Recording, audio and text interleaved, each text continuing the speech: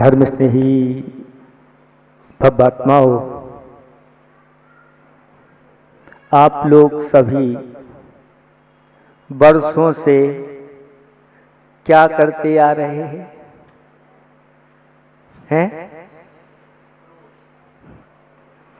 ये कह रहे हैं क्रोध करते आ रहे हैं।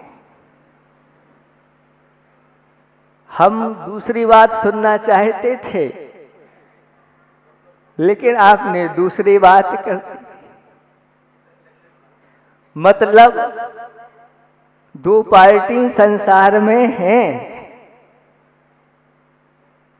एक पार्टी एक तरफ है, दूसरी पार्टी दूसरी तरफ है, और उन पार्टियों में खटापट चलती रहती है। एक पाप की पार्टी है, दूसरी पुण्य की पार्टी है। एक तरफ धर्म की पार्टी है और दूसरी तरफ अधर्म की पार्टी है। एक तरफ दुख की पार्टी है, दूसरी तरफ सुख की पार्टी है। एक तरफ शांति है तो दूसरी तरफ अशांति और क्रांति है और भ्रांति है। इसी का नाम तो संसार है। अगर ये सब चीजें ना हो और मात्र अकल एक शांति शांति रहे तो क्या हो जाएगा? और मात्र अशांति ही अशांति रहे। अगर एक का लोप हो गया तो दूसरे का भी लोप हो जाएगा। इस संसार में एक दूसरे के साथ ही चलते हैं, लेकिन अगर संसार से पार हो गए तो मात्र एक की ही पार्टी रहती है। फिर हमेशा हमेशा के लिए वह खटपट बंद हो जाती है। आचार्य भगवंत कहते हैं, हम वर्षों से क्रोध नहीं कर रहे हैं, हम अनादि काल से क्रोध करते आए हैं। और उनके वर्ष कोई गिन सकता है क्या? भगवान भी नहीं बता सकते। सुन रहे हैं आप लोग कि आपने पहली बार क्रोध कहां किया था? भगवान ने, केवल ज्ञानी नहीं बता सकते। क्यों नहीं बता सकते? क्योंकि आदि उसका है ही नहीं। अगर भगवान ने बता दिया तो आदि हो जाएगा। अनादि काल से हमारी आत्मा इस प्रकार के कार्य करती आई है। लेकिन धर्म हम कब से कर रहे हैं, ये आपसे पूछ रहे थे कि कितने वर्षों से। तो आप बता सकते हैं, महाराज बहुत वर्षों से हम धर्म कर रहे हैं। किसी के 10 वर्ष हो गए होंगे, किसी के 20 वर्ष हो गए होंगे, किसी के 40, कोई 60, अधिक से अधिक कोई 70 का होगा। और इससे बढ़ जाना है कोई क्या है? 85 के तो 85 वर्ष लगभग मान के चलो कि तब से आपका धर्म चल रहा है। लेकिन वह धर्म करते हुए भी हम उस धर्म को प्राप्त हुए हैं कि नहीं हुए हैं? क्योंकि आपको बार बार इस धर्म के बारे में, उत्तम क्षमा आदि धर्मों के बारे में बार बार सुनने को मिलता है, लेकिन वास्तविक धर्म हमारे अंदर आया है कि नहीं? आपके अंदर भी और हमारे अंदर भी आया है कि नहीं? तो वास्तविक धर्म का स्वरूप क्या है? वस्तु स्वभावो धम्मो। वस्तु जो अपने स्वभाव को प्राप्त कर लेती है अथवा उस स्वभाव में लीन है, वही उसका धर्म कहलाता है। और आत्मा का धर्म क्या है? आत्मा का धर्म है अपने शुद्ध स्वभाव की प्राप्ति हो जाना। आज तक हमें उस शुद्ध स्वभाव की प्राप्ति नहीं हुई है। निश्चय से तो एक ही धर्म है, वह क्या है? अपने आत्मा के स्वभाव को प्राप्त कर लेना। लेकिन उस निश्चय धर्म की प्राप्ति करने के लिए जब तक व्यवहार धर्म को नहीं अपनाते तब तक उसकी प्राप्ति नहीं हो सकती। आज तक किसी को ना हुई है ना होगी। उस शुद्ध स्वभाव को प्राप्त करना है तो हमारे आचार्य भगवंतों ने कहा कि अपने जीवन में इन उत्तम, क्षमा आदि 10 धर्मों को धारण करो। उत्तम शब्द क्यों इसके साथ जुड़ा? 10 धर्म कह दे थे, उत्तम क्षमा, क्षमा कह दो ना। उत्तम क्षमा क्यों? उत्तम क्षमा इसलिए कहा है कि लोग क्षमा तो मांगते हैं, क्षमा करते हैं, लेकिन ऊपर ऊपर कुछ करते हैं, कुछ दिखाने के लिए करते हैं और कुछ अंदर से करते ही नहीं। वो तो उन्होंने कहा था इसलिए हमने कह दिया उत्तम क्षमा। उन्होंने कहा था इसलिए हमने कह दिया उत्तम क्षमा। लेकिन उत्तम क्षमा का अर्थ क्या होता है ये हम अभी जानते नहीं। उत्तम क्षमा का अर्थ होता है कि मन, वचन, काय, कृत, कारित अनुमोदना से पूर्ण रूप से उसको क्षमा कर देना।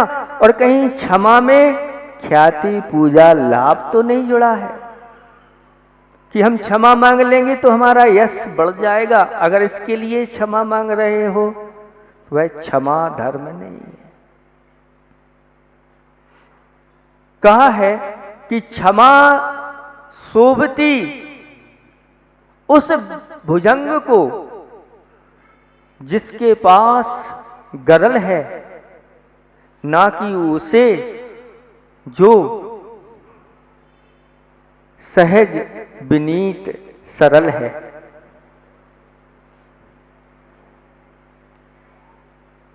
जो सरल है, विनीत है, सहज है, वो तो है ही। लेकिन अगर उस भुजंग के पास इतनी शक्ति है, किसी को अगर कर दे डस ले, और उस भुजंग के ऊपर अगर किसी ने पत्थर मार दिया और वह कहता है कि नहीं, मुझे क्षमा धारण करना है, तो वास्तव में वह क्षमा कहलाती है। इसलिए क्षमा धर्म मुनियों के लिए कहा कि ऐसे मुनिराज होते हैं कि अगर आंख उठा दें तो सामने वाला भस्म हो जाएगा, अंगूठा हिला दें तो पर्वत हिल जाएगा। और ऐसी स्थिति में वो मुनिराज क्षमा धारण करते हैं और वज्र के समान बैठे रहते हैं और आंख भी उठाते नहीं, नासा दृष्टि करके रखते हैं। ऐसे उपासनाथ भगवान क्षमा धर्म में प्रसिद्ध हो गए। अनंत बल के स्वामी बैठे हुए हैं, लेकिन अपने स्वभाव को अगर प्राप्त करना है तो शांत रहना बहुत जरूरी है। आचार्य श्री जी ने एक खाई को लिखा है, मलाई कहाँ, मलाई कहाँ अशांत दूध में, सो प्रशांत बनो। दूध उबल रहा है, खदबद खदबद कर रहा है, उसमें मलाई पड़ती है, उसमें उंगली डालने की भी लोगों की हिम्मत नहीं होती। मलाई की तो बात अलग है, लेकिन वह जब दूध शांत हो जाता है तो उसमें मलाई आ जाती है। ऐसे ही हमें आत्म स्वभाव की मलाई अगर खाना है तो शांत बैठना बहुत जरूरी है। ये मंत्र अपने आप में बहुत ही पावरफुल है। क्या ये कहना नहीं मुख से, अंदर ही अंदर मैं शांत हूं। भावना योग आप लोग करते हैं, सुनते हैं, मैं शांत हूं, मैं सहज हूं। ये जब भावना निरंतर चलती रहे तो शांत हो सकते हैं, लेकिन अगर ये भावना नहीं है तो कितने जल्दी अशांत हो जाते हैं, देर नहीं लगती है।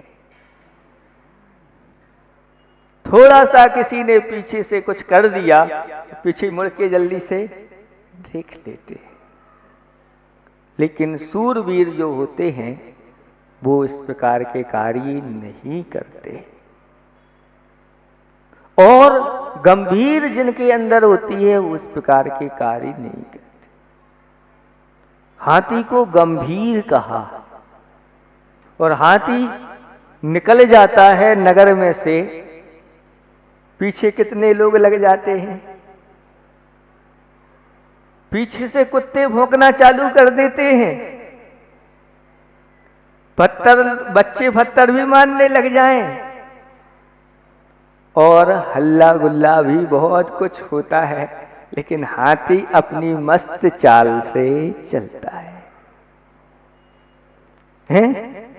मद मस्त नहीं, मद में मस्त हाथी हो जाए तो गड़बड़ हो जाता है, क्योंकि हाथी को अगर मद चढ़ गया तो फिर आपको वो लपेट लेगा और ज्यादा अतिरेक हो जाता है तो वह उसके फिर सामने कोई खड़ा नहीं हो सकता। लेकिन जब शांत भाव से चलता है तब उसकी चाल चलती है और इधर उधर देखता नहीं है। पशुओं के पास भी ये गुण हैं, तो मनुष्यों के पास भी ये गुण आना चाहिए, लेकिन थोड़े थोड़े में ही गाड़ी गर्म हो जाती है। किसी ने कहा है कि एक माचिस की तीली होती है, और माचिस की तीली में ऊपर क्या होता है, गोल गोल, वो उसका सिर है। क्या है? सिर है। और आपका भी गोल गोल क्या है? सिर है ना? आपका ये गोल गोल क्या है? सिर है। उसके पास भी सिर है, आपके पास भी सिर है। आपके पास सिर के साथ साथ दिमाग भी है, उसके पास दिमाग नहीं है, सिर तो है।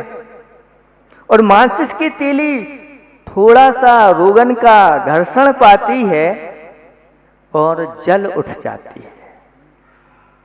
क्यों?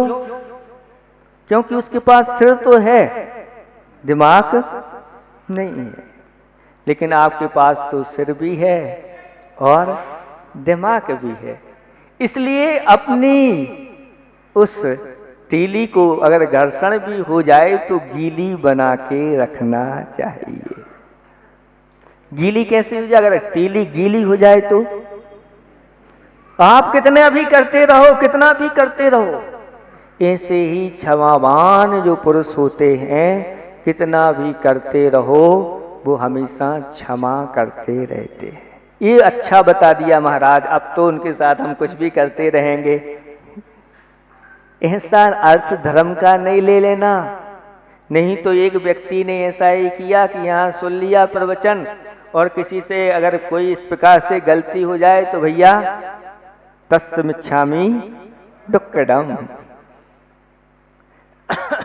और वह बालक उद्यमी था, इधर तो सुन करके गया और उधर बहुत सारे कुम्हार के घड़े रखे रहते थे, तो प्रतिदिन जाता और एक पत्थर मारता भी का, एक दो घड़े फोड़ देता। और कुमार जब गुस्सा होकर के आता तो कहता तस्मिच्छामि दुक्कडम, चलो भैया इसने क्षमा मांग ली है तो इसको क्षमा कर दो। एक दिन हो गया, दूसरे दिन भी वही, तीसरे दिन भी वही चीज, वो बार बार मटका फोड़े और यह तस्मिच्छामि दुक्कडम। एक दिन तो विचार कर लिया उसने कि भाई अब इस ऐसे मानने वाला नहीं है, और जैसे ही उसने मटकी के लिए पत्थर मारा और कुम्हार ने डंडा उठाया और उसकी पिटाई कर दी, और पिटाई करने के बाद उससे वह कुम्हार कहता है तस्मिच्छामि दुक्कडम। अब हमें क्षमा करना, तो उसके समझ में आ गया।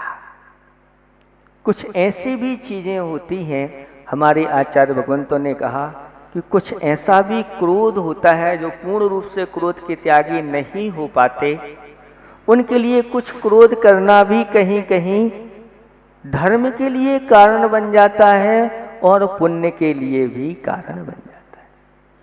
बताओ, ऐसा क्रोध भी पुण्य के लिए कारण बन सकता है क्या? ऐसी परिभाषा सुनी है आप लोगों ने कि क्रोध भी पुण्य के लिए कारण बन जाए?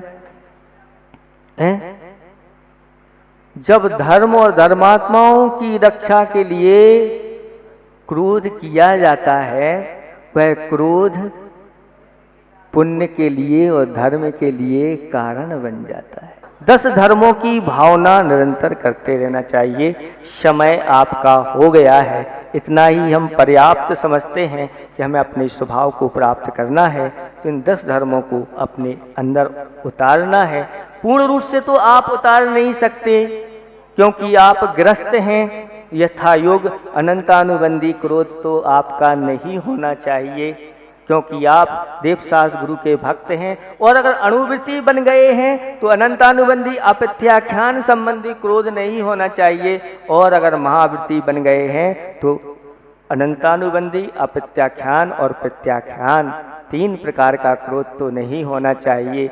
और अगर मुनि बन गए हैं तो संजलन की तीव्रता तो नहीं होना चाहिए, मंदता होना चाहिए। और जो जितनी मंद कसाय होती चली जाती हैं उतने ही ऊपर उठते चले जाते हैं। आप सब ऊपर उठें, इन धर्मों को अपने अंदर पालन करें। इन्हीं भावना के साथ अहिंसा परमो धर्म की